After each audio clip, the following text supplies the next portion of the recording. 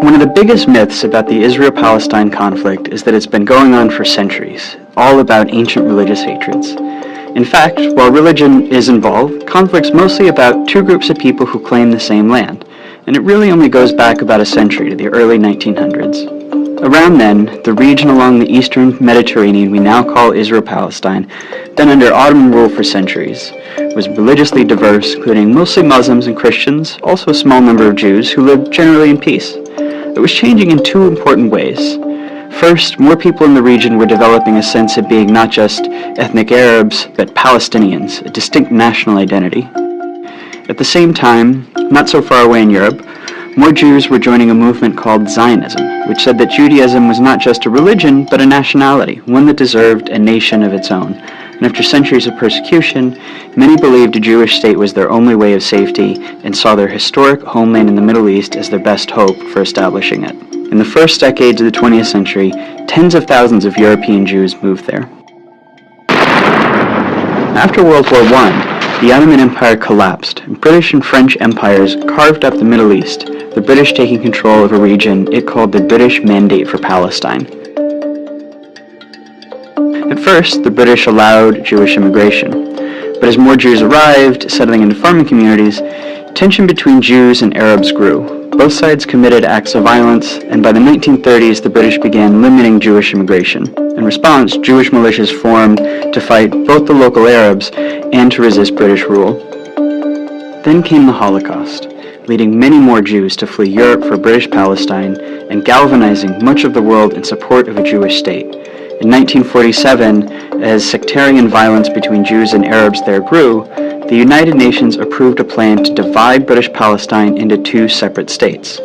One for Jews, Israel, and one for Arabs, Palestine. The city of Jerusalem, where Jews, Muslims, and Christians all have holy sites, was to become a special international zone.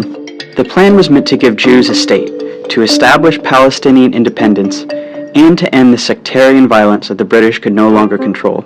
The Jews accepted the plan, and they declared independence as Israel. But Arabs throughout the region saw the UN plan as just more European colonialism trying to steal their land. Many of the Arab states, who had just recently won independence themselves, declared war on Israel in an effort to establish a unified Arab Palestine where all of British Palestine had been.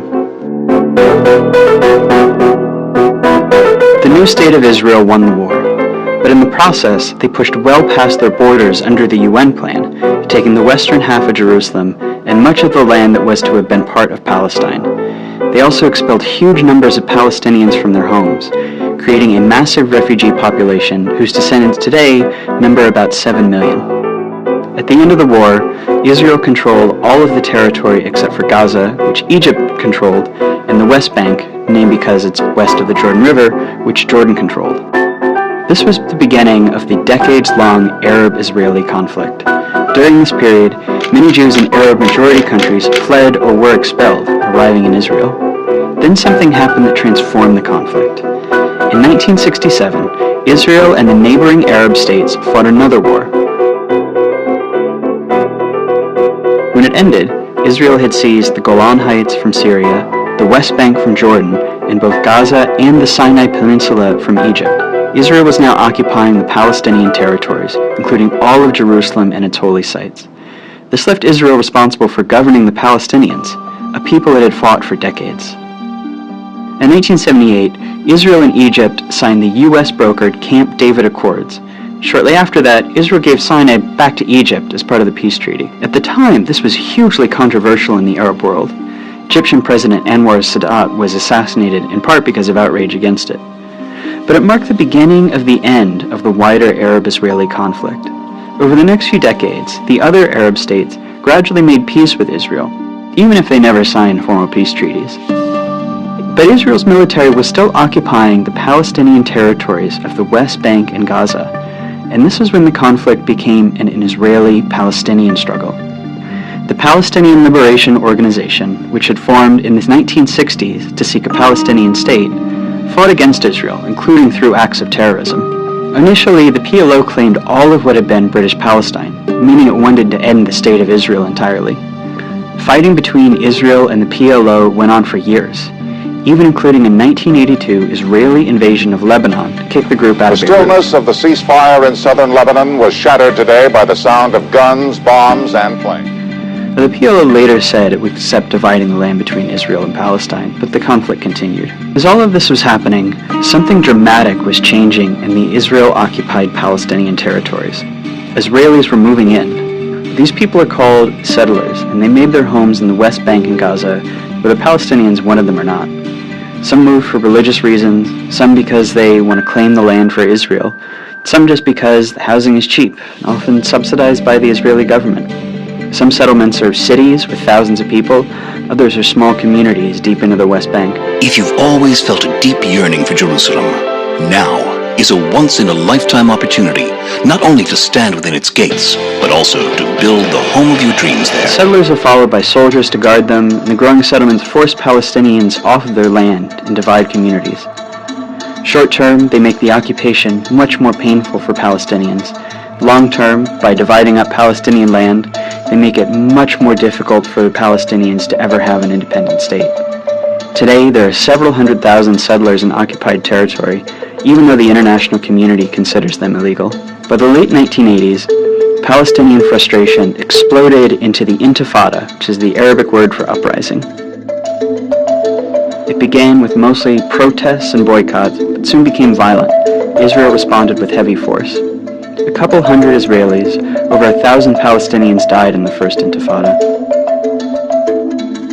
Around the same time, a group of Palestinians in Gaza, who considered the PLO too secular, too compromise-minded, created Hamas, a violent extremist group dedicated to Israel's destruction. By the early 1990s, it's clear that Israelis and Palestinians have to make peace. The leaders from both sides signed the Oslo Accords. This is meant to be the big first step toward Israel maybe someday withdrawing from the Palestinian territories and allowing an independent Palestine. The Oslo Accords established the Palestinian Authority, allowing Palestinians a little bit of freedom to govern themselves in certain areas. Hardliners on both sides opposed the Oslo Accords. Members of Hamas launched suicide bombings to try to sabotage the process. The Israeli right protests peace talks with ralliers calling Prime Minister Yitzhak Rabin a traitor and a Nazi.